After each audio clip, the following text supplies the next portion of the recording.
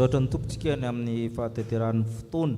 Raha pitsoany laka misy masina, misy ny fandraisana fanasan'ny tompo.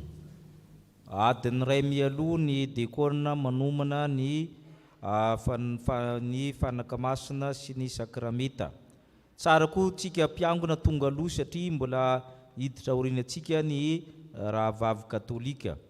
Raha voavonina ny zavatra rehetra dia alohany amin'ny enina latsaka kely tsika zany dia efa manomboka ny fanompom-pavahana raha pitso zany.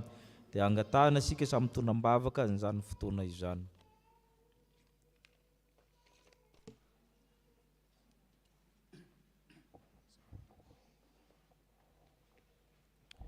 Dia hitsangana isika indray nitsodrano izay omeny tompo ho antsika.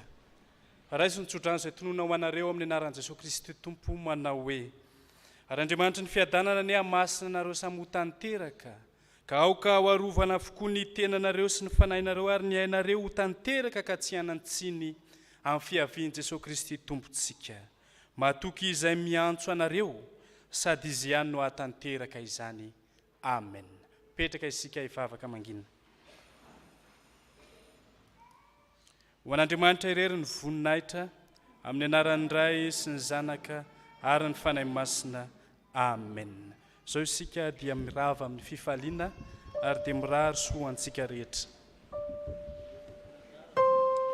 Ny tompon'anjara mamarana ao amin'ny trano fisainana.